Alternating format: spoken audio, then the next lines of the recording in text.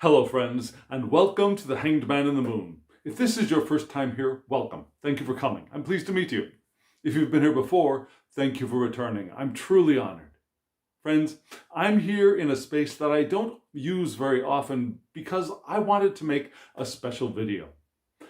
If you know Tarot, and you've been studying even just a little bit, you're sure to know the name of Rachel Pollack. Now, Rachel Pollack was a prolific author of books including probably the most well-known 78 Degrees of Wisdom. She also created her own tarot deck, which I'm honored and blessed to have. It's the Shining Tribe Tarot. It's a magnificent tarot with a brilliant book accompanying it. She was also a prolific teacher of tarot. She taught many classes. She was a teacher, a mentor, a spiritual guide, a mother of tarot for many of us. And she has left this physical realm recently. And so, to begin this particular video, I'd like us to take a minute of silent gratitude for all that Rachel has left for us, for all that Rachel has given us, and for all that Rachel has been for many of us in the tarot community and beyond. So, friends, let's focus for 1 minute on gratitude for this magnificent being. Let's begin.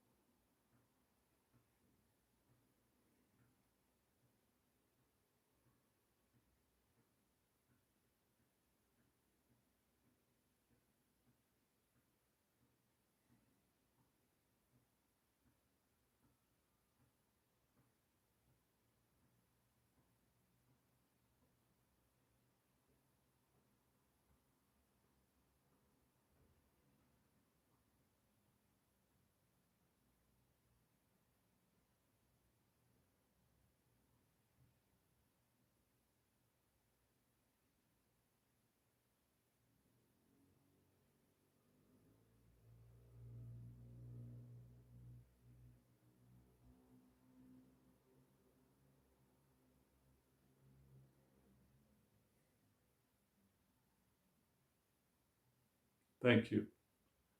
And for all of her friends, her family, and her life partner, we offer our deepest sympathies for the grief that they're feeling at the apparent loss of Rachel Pollack, who is always with us and will always be with us.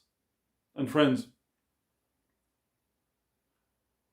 when I heard of the passing of Rachel, I wanted to do something. I wanted to do something more than just a moment of remembrance before I started a different video. I wanted to do a video that would focus on her in some way and also be a way for us to explore our relationship with Tarot, which I think she would want. And so, by wonderful synchronicity, I stumbled upon a post by the brilliant Mary Greer. Now, she posted on Facebook a photo of Rachel with she posted a photo of Rachel in midst of teaching something. It was Rachel standing in front of a whiteboard with 5 questions on it. And I think it was a way for Rachel to teach us to reflect on our relationship with specific cards in the deck. And I saw that and I thought, that would make a very interesting spread. Now, let me show you that picture right now.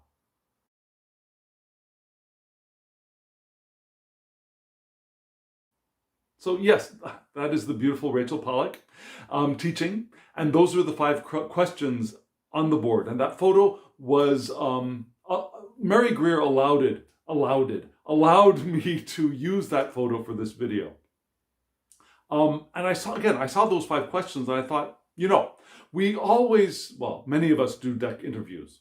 Do you do deck interviews? I do. I don't do it for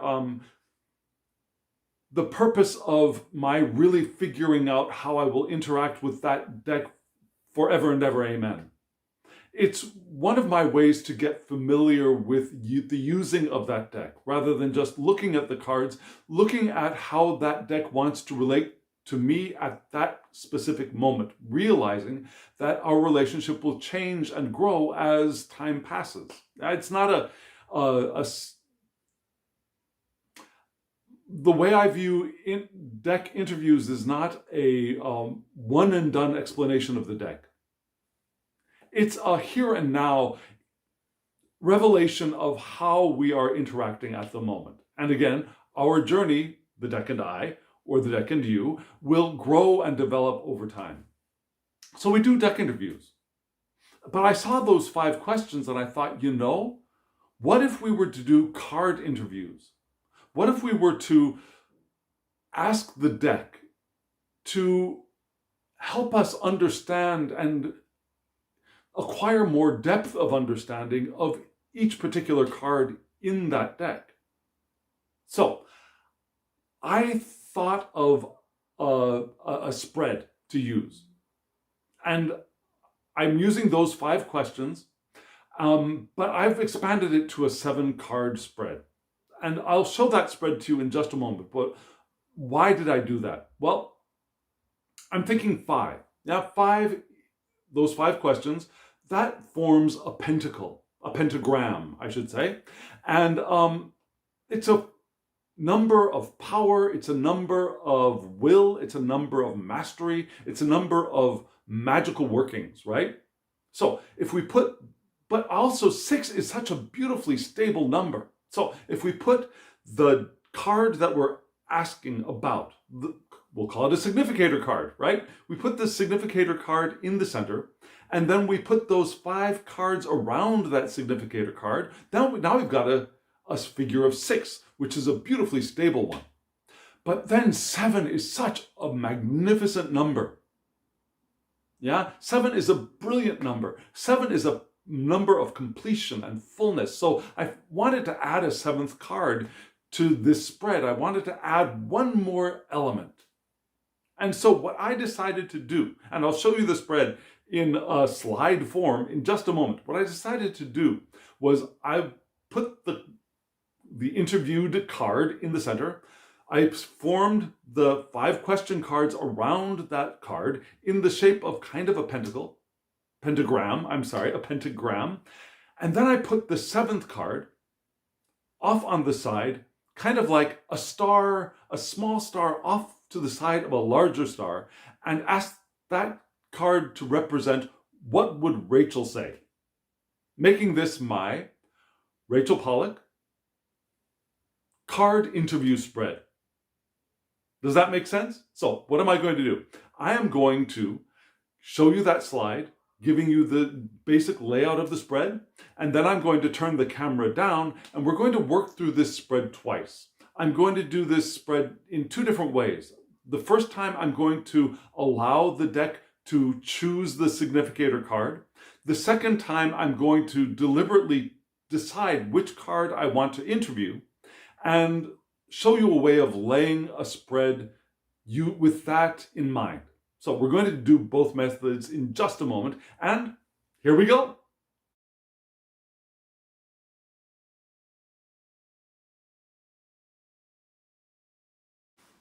Welcome back, friends, and you can see that I've decided to use my very old copy of the Albano Weight. I've decided to do this for a couple of reasons. One, it's one of the oldest decks in my library, and so it's a very precious thing to me, and as it's a precious thing, I wanted to use something precious for this video that I think is important and meaningful, for me at least. Hopefully it'll be meaningful for you too.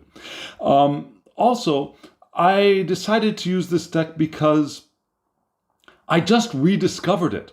I rediscovered it recently. I went back to my mom's house after my mother and I had gone on a vacation, and it had been tucked away at the top of a shelf somewhere in my old room, and I noticed it and I said, yes! And I brought this back with me just last summer, the summer of 2022. So I thought, what better deck to use for this spread? And the colors are great, and it's just a great deck to use. So what am I going to do? I told you twice. I told you I was going to do this spread in two different ways. The first time, I'm going to allow the deck to choose the card that we're going to interview. And then the second time, I'm going to go through the spread again with a way of choosing the card that we want to interview, right? So first time, here we go. First shuffle for allowing the deck to choose the card for us. So we're allowing the deck to choose the card we're going to interview. And the questions we ask are, what energy does this card represent? What energy can I receive from this card? What must I do to give back? What kind of relationship can we create together? How will we do readings together? What would Rachel say? What do you think of those questions? Let me know in the comments below. So deck, choose a card for us to interview, please. And answer these questions. What energy does this card represent? What energy can I receive from this card? What must I do to give back? What kind of relationship can we create together? How will we do readings together? What would Rachel say? What energy does this card represent? What energy can I receive from this card? What must I do to give back? What kind of relationship can we create together? How will we do readings together? What would Rachel say? You can see that the backs of this deck are very yellowed and aged, and I frankly love it. So, choose a card for us and answer these questions. What does this card represent? What energy can I receive from this card? What must I do to give back? What kind of relationships can we create together? How will we do readings together? What would Rachel say? And Mary Greer, if you are watching this, thank you. Thank you for your photo and thank you for the inspiration for this. Here we go. Oh, that card wants to come out. So here we go. Here's the central card. Ooh, 10 of coins. Interesting card, right? Let's put it there in the center. So the first question, what energy does this card represent? Interesting. Okay, so this is going to take a little bit of thought, right? We get the Two of Swords. Now remember, this is a spread that is helping us. Now I just want to make sure that we're nicely centered on camera.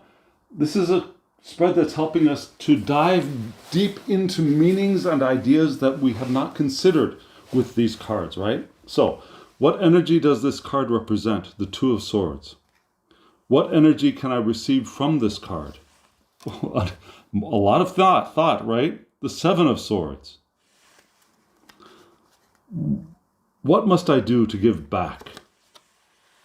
Okay, we've got a 2 here again. The Two of Pentacles, the Two of Discs, Two of Pentacles. What kind of relationship can we create together? Ooh, that makes sense. And how will we do readings together? Ooh, that's a nice way to do readings, right?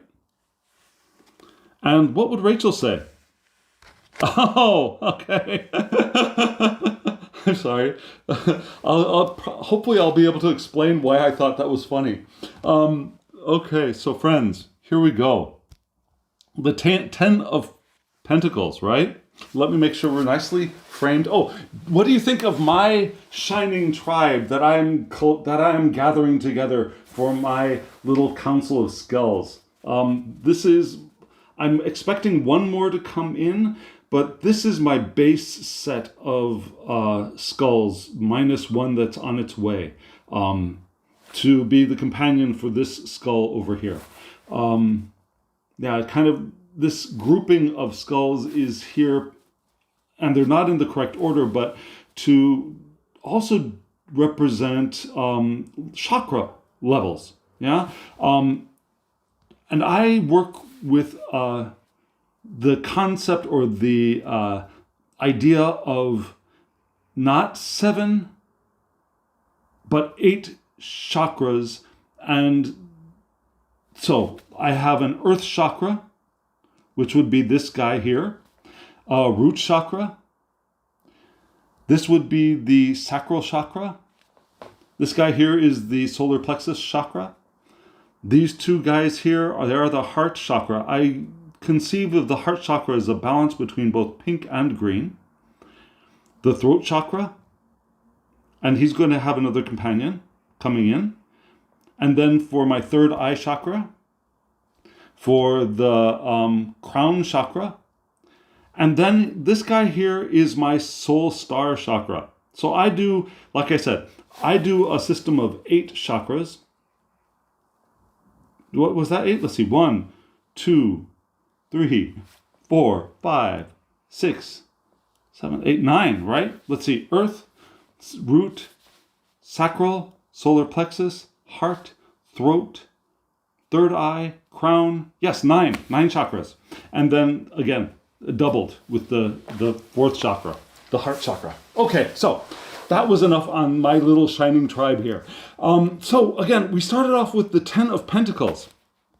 Now, what you think of as wealth, of family, tradition, of stable resources, of stable homes, of health, that is the health of the community. But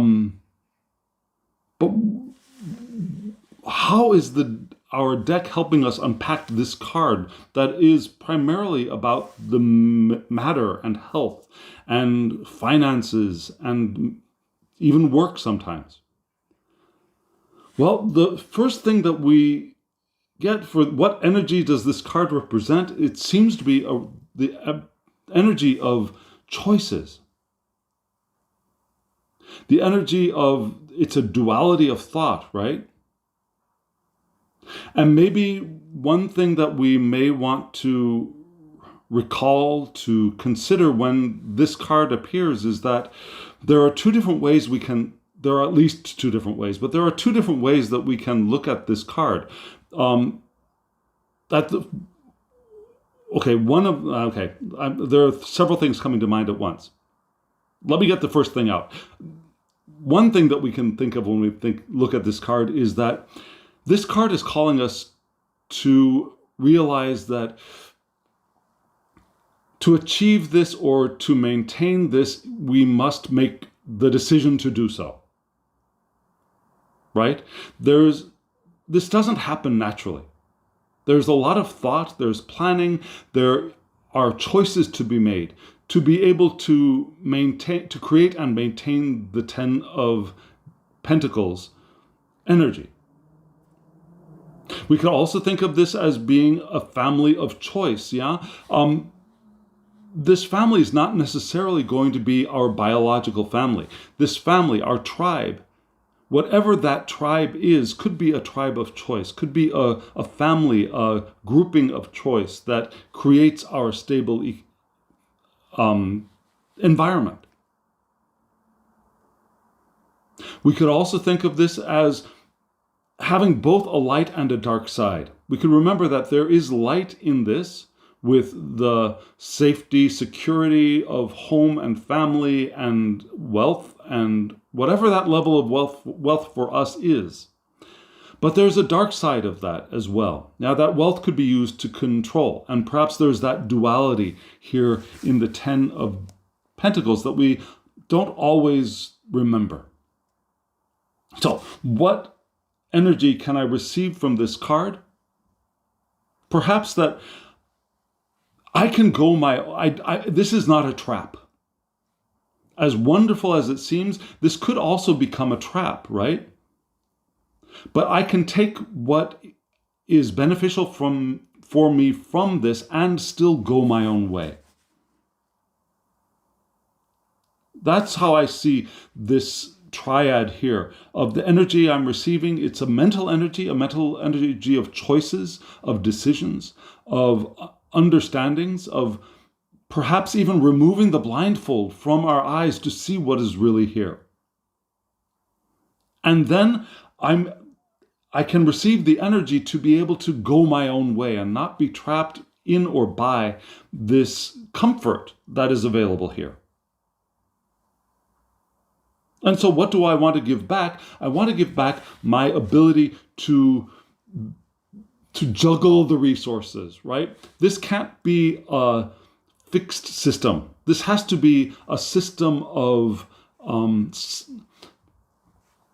movement in and out. It has to be a living economy. It has to be a living system. And I think that's what this two of discs here is reminding us of. Now that we're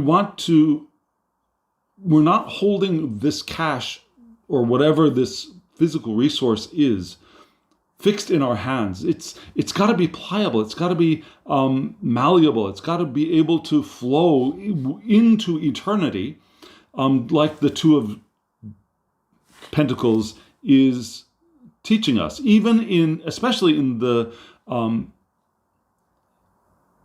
realization that the environment surrounding us, the larger environment, is not going to be stable. No matter how stable we think this is, and we feel that we are within this, the greater environment is never stable. And so to maintain this, we would also want to have that ability to juggle things and allow things to go out and come in and go out and come in, to be a living cycle, a living community. And then we move here to 4 with what kind of a relationship can we create together? And we can create a relationship of satisfaction. Now, I mean, that's the thing that I usually get from this card here. The woman in her very comfortable garden with her happy with her clothes and her beautiful bird, who is in her control, and there's a little bit of control here, right? But her gown is all Venus. It's beauty. It's relationship, and that is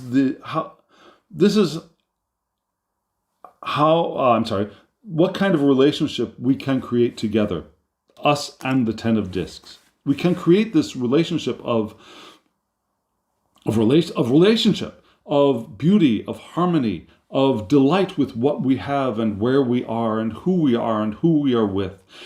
And recognizing that there is still that taste of control there that we want to be aware of, if that makes sense. And then we go here to the 5th slot, which is how will we do relationships together, or how will we do readings together? Do readings together. And we'll do that in the power of the King of Wands. Now, the passion, the strength, the courage, the leadership. Now, we can recognize our leadership and our passion to create even in this 10. Because remember, the 10 isn't the end. The 10 is the beginning. It's getting ready to move into the liminal space for the next cycle, right? And to move through that liminal space smoothly and cleanly, having the strength and the passion and the vision of the King of Wands will be beneficial for us. And this is our only wand in this entire spread, right? We've got no cups, which is interesting. The last couple of practice spreads that I did with this spread all had a really good balance of elements. Here we're lacking a little bit of emotion, which is interesting. So that might be one thing to consider with this card is, are we fully considering the emotional value of this card? Or can we find an emotional connection through this card? Now, what do we all want to know? What does Rachel say? And what a wonderful thing. I mean, to have this Page of Pentacles, this is not something that we want to just sit in and be comfortable with. We want to investigate, right? We want to take what this has and explore it so that it can be that living system of the Two of Coins, right? We want to experience this situation, this environment, this relationship with the curiosity of the Page of Pentacles, with the desire to learn, to grow, to discover, to unearth the treasures that are buried here. Just like, now remember, I've got a very nice, satisfactory library of tarot cards already. And yet when I went to my mom's house, I unearthed this deck, just as this Page of Pentacles will unearth treasures that are not obvious even here. So things may seem clear, but there's always more to discover. There's always more to learn and to, again, unearth, even in the Ten of Discs card. Does that make sense? So, again, just briefly, this card is not a card of fixity or, well, there it is. We're all one and done card, right? There are choices to be made. There are different ways of approaching, to appreciating, to exploring this card. And that would entail or enable us to be able to leave and go our own way, carrying with us the things that we have learned from this environment. And as we go our own way, we're not necessarily leaving everybody behind or everything behind. We're going our own way to be able to extend perhaps this this environment, this relationship, this family, if you will. And to do that, we want to create a living system of balances and things flowing in and flowing out, and that we can what kind of relationship can we can create a relationship together, this card and the reader, of satisfaction and beauty and delight, and recognizing there could be a potential dark side to it. And so when we do readings with this card, we want to come into our power. We want to come into our creativity and our passion and our ability to see broad, to see well, to envision what we want to see through this card. But Rachel also wants to remind us that, yes, while we are the king, we also want to be the page and explore and discover what is this card trying to reveal to us, trying to explore? What hidden treasures are there in this card? Now, one other way to read this card, this spread, is to look at positions. What is this? This is position 2 and 5 and 3 and 4 together. And I've noticed that often they provide extra information. Yeah, this card sits in between are going our own way and being the leader. So I think we want to balance those two aspects as we read this card. That this card can represent that balance point of being the leader of the group and also able to go one's own way and explore. Period. End of sentence. Explore. Also, this card sits in between our satisfaction with what is and our balancing and allowing the flow of economy in and out in an eternal, lemniscate, that eternity sign, in an eternal process of living. Because anything that is stagnant dies, right? To keep things living, things need to move in and move out. We eat and we excrete. So this card is also sitting in that balance point between those two things. Our leadership and our going our own way, I mean, just to say it in just one word statements, and our satisfaction with what is, and our ability to maintain and juggle, and more than one word, to stimulate the flow of resources in and out. That's that card. Does that make sense? Let me know in the comments below. I hope that makes sense. So friends, that was one interview for this one card. And I think that gives us a lot of depth, a lot of insight into potential ways of expressing this card when it appears in a reading for ourselves or for others, right? Okay, so here we go again. One more run with this spread.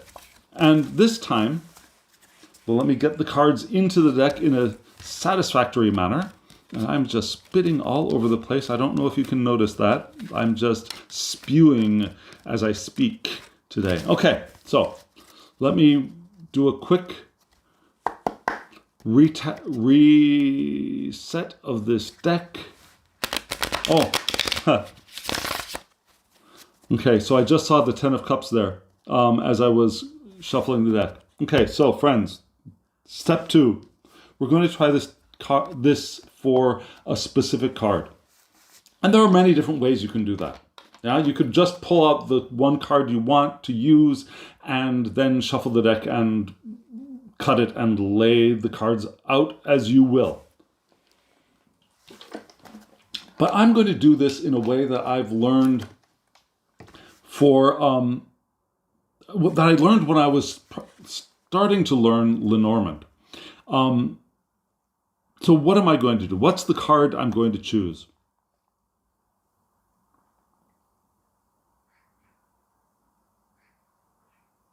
Okay, so I wanted to do the Hanged Man, but my heart is calling me to the Moon.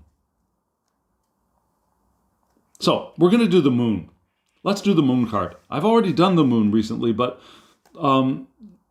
okay, yeah, it seems like, I don't know, maybe it's Rachel who's saying, do the Moon, so let's do the Moon.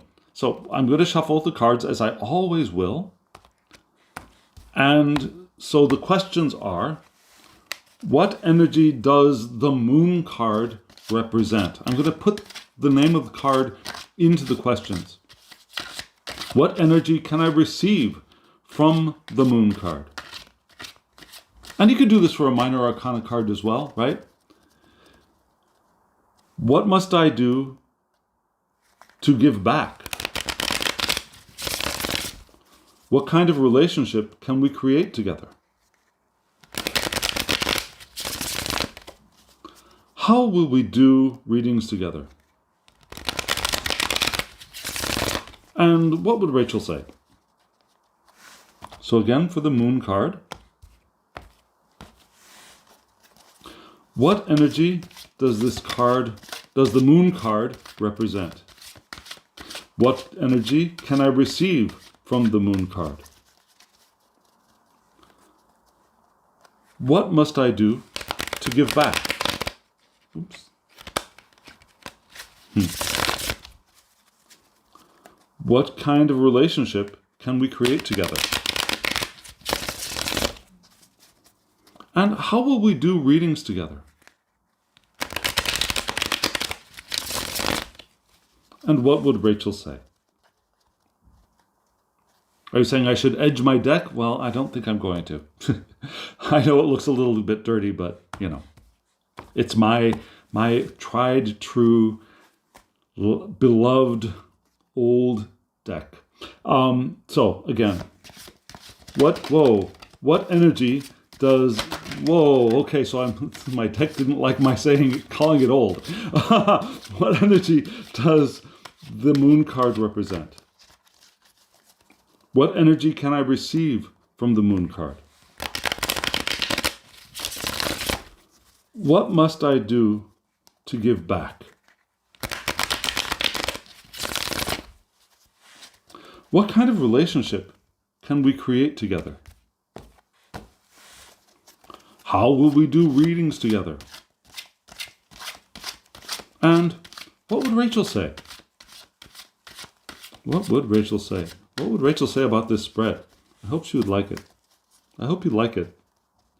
Okay, so now I'm going to cut the deck just because that's how I swing. Now, what am I going to do?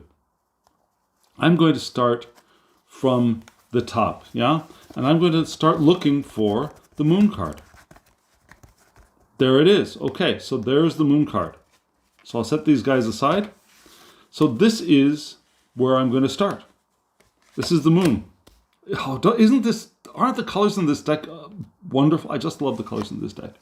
They're just wonderful. Okay, so first card. What energy does this card represent? Ooh, collaboration. Sorry, I'm jumping ahead here. What energy can I receive from this card? Ooh, interesting. Now, this might be a personal reading for me, but here we go. What must I do to give back? Oh. What kind of relationship can we create together? Oh, yes, we can. I believe so. See, I like the moon card. The moon is one of my favorite cards. I'm sorry. How will we do readings together? Another king. Okay, this deck for me today is telling me to come into my kingship, I guess. And what would Rachel say? Oh, fallen. Okay, so here we go. So we've got a lot of majors exploring this major card, right? That's the first thing that came to my mind. Let me just check to see that this is all fairly well on camera. Let me move it up just a little bit so that you can see the bottom cards a little bit better. There you go. You can see those pretty well, right? I'm not in a position to really tell how well aligned, I mean, like parallel, vertical, horizontal, these are, but hopefully that's good enough for us. Okay, good enough for government work. Here we go. So the moon card. Moon card, oftentimes, what do we think of the moon card? These colors in this deck are just fabulous. Okay, so what do we think of? Look at the gold up here in the sun. Okay, what do we think of the moon card? So for a lot of people, it's a very uncomfortable and unhappy card. It's a card of illusions and deception and fear and all of that stuff. The creature of the Black Lagoon coming up in the fearful, scary moonlight. But that's not how I read the moon. As I told you, it's one of my favorite cards. And it's one of my favorite cards because for me, personally, the moon has always been the path of recovery from the tower. Now, the tower is not such a bad card either. None of the cards are bad. Yeah? But the tower, even if we read it as the breaking open and the shedding of all of our accreted stuff which has been trapping us in this tower, cracking open to reveal the light of the divine within, that is disruptive and will ask for some healing time, which begins with the star. Yeah. Then we got the moon, and the next card is like yes, we're out in the sun, and now everything's bright and happy and clear and real and clear, rational and bright and sunny. But between the beginning of the recovery and that, I don't see this as being the pit of fear, but rather the soft light to continue our healing process. It's the light of dreams. It's the light of our subconscious elements rising for us to ponder in a Jungian kind of way. Now, I see, for example, dream analysis not as being a scary thing, but rather something of symbol. So I see symbolism here. I see the revelation of symbols that we can explore. I see the light of the universe being reflected back from the moon to us in comfortable bite-sized bits. You know, like these little bite-sized bits coming down. I see the moon as also theatricality, It could be a romantic time. It's the soft light of the dark, and I like the soft light of the dark. That's one of the reasons why I felt so comfortable working in theater when I was working in theater. And so yeah, this could also be a theater kind of card for me too. So that's all those are the things that I usually assign to the moon, depending on where it's sitting in a reading. And I'll go to the fear and the frightening dreams and the illusion when it's called for. But for me, that would be the moon reversed. When and if I read with reversals, or if we're in a negative spot of a spread. Upright for me, in the fullness of its power, it's a positive card. But this spread here is giving us more information, right? So what do we have? What energy does this card represent? It represents collaboration. And we see that there are 3 creatures here and there are 3 creatures there. And these 3 creatures are looking at the 3 pentacles up there. And these 3 creatures down here are looking at the one source of light here. So another way to perhaps interpret this card, or the energy we can receive from this card, one of the energies we can receive from this card, is the collaborative aspect of this experience of the journey from the star to the sun. Because everything is a collaborative, co-creative experience, right? Yes, everything is a oneness. But this oneness has divided up into diversity, and as it has split up into a diversity, each element of that diversity is co-creating this physical universe that we are all experiencing from our own perspectives in our own beautiful co-creative human bodies.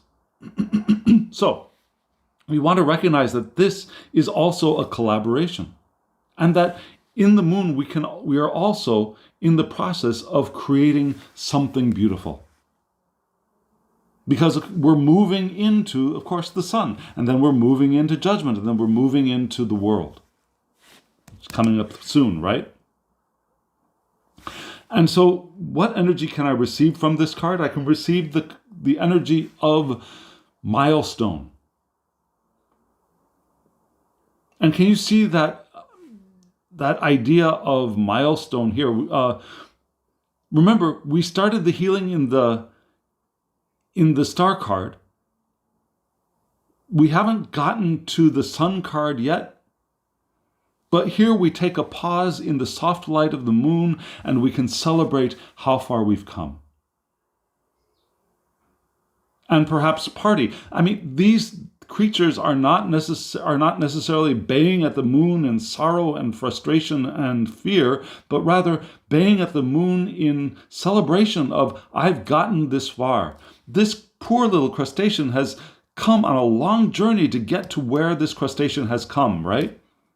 So we can also receive an energy of milestone, of celebration, of I've like I said, we've come this far. There's more to go, but we've come this far. These 2 creatures are celebrating. Maybe these 2 creatures are celebrating as well. Maybe the crustacean is celebrating as well. We've got the 2 towers here. We got 4 wands, 4 what are they called? They're not batons, they're not pillars, they're poles. There are 4 poles here, but in 2 groups of 2, right? 2. Do you see that? And that this sun represents this bright, shining moon, this fullness of moon is like a garland of celebration, radiating energy down like this living energy of this garland. So there is living energy here in the moon card as well. So what do I want to give back? What must I do to give back? I must inhabit the space of fullness to give back to this moon card. I must inhabit my space of completion, of cycles ending and the liminal space before beginning the new, because we're about to move right into the Fool, right? Now, isn't that interesting? This card and then this card came right up on each other's heels. So what kind of relationship can we create? We can create a relationship of getting ready for the journey. The journey may be into the sun, even though this Fool is seems to be walking away from the sun, but the Fool is walking in the sunlight. What kind of relationship can we create together? We can create the relationship of journey. We can create the relationship of, and yeah, we've got the dogs here too, right?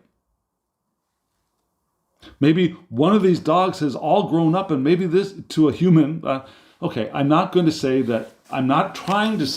that humans are more advanced beings than dogs. I'm not trying to say that at all, but still, one of these two has morphed into a human being.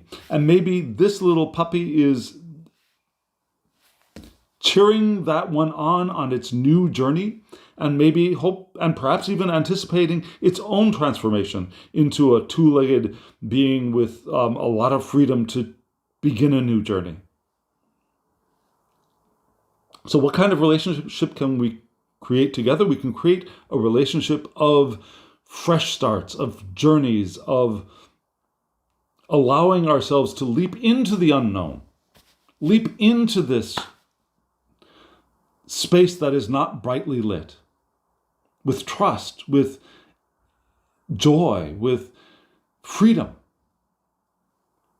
How will we do readings together? Well, we'll do readings together as the King of Pentacles, with care, with our ability to work well with the people that we're reading for, whether that person we're reading for is ourself or another. And we can know that even though this moon is high up in the sky, that we have something to represent it here in our hands. Not that we are sovereign over the moon, but we can be in relationship to the moon, in physical relationship with the moon, as we sit in our power with abundance around us and our ability, again, to work with whoever enters into our space. We've got some Tauran energy here. We can enjoy being a reader of cards with this card here, rather than being the fearful one of this when this card appears. So what would Rachel say? Rachel would say, fall in love with it. Make the choice. And that, of course, this card could give us, again, two different ways of perceiving. We've got two different pillars here. We have a pillar of perhaps life, and we have a pillar of the tree of knowledge and the tree of life, perhaps. And maybe we are offered the choice of which tower, which tree we're going to move towards. These two dogs could be in a loving relationship, blessed by the moon, rather than being in attack mode or in fear mode. Maybe these two dogs are ready to be in some kind of a loving relationship. So maybe there's that romance element here. But there's also a choice. We can choose. We can choose what we're going to do with this card. Are we going to sit with perhaps negative or fearful interpretations of this card, or are we going to recognize the positive, and are we going to allow ourselves to be able to choose which direction we're going to read the card in, depending on where it's landing? Are we going to enjoy the choice and the journey that this card represents, as the Lover's card does? Does that make sense? Now, where is this moon sitting? This moon is very interesting. This moon is sitting between the Fool and the World, right? Completion and the new journey. It's also lying between celebrating the milestone and being in charge. of what we do with this material that we have in front of us, and how we're going to work with those around us. Does that make sense? Does any of this make sense? I'd love to know what you think. So friends, we're going to stop there. My legs are starting to get unhappy with sitting on the floor. So we're going to stop here. And friends, I really would love to hear, what do you think of this spread? I'd love to hear if you try this spread. How did it read for you? If you are still here, hit that thumbs up button so that YouTube knows that you got something out of this video, and it will put this video out in front of other people's eyes. It helps the channel. Subscribe if you haven't subscribed, and hit the alarm bell so you get notifications of when I upload videos. I'm doing 3 a week these days. This is a 4th for this week. I happened to find a little bit of time, and I just really felt the drive to get this video done. So I carved out some time for this, for love of Rachel. And so yeah, and also comment below. I would love to hear from you. And if you want a reading from me, my email address is in the description box below. Shoot me an email to thehangedmaninthemoon@gmail.com, and we'll get you a reading, whatever kind of reading you want. So friends, there we are. This is really a really interesting spread, and it's a really interesting way to, I think, expand our understanding of the cards. And yes, journaling with the questions, just looking at one card, is certainly fine. That's perfect, right? But I think this is pretty cool too. And I'm really excited by this. And I'm going to keep doing this when I want to explore my cards on my own. So friends, here we are. And now, as always, I wish you love, joy, well-being, and pure awareness. Thank you.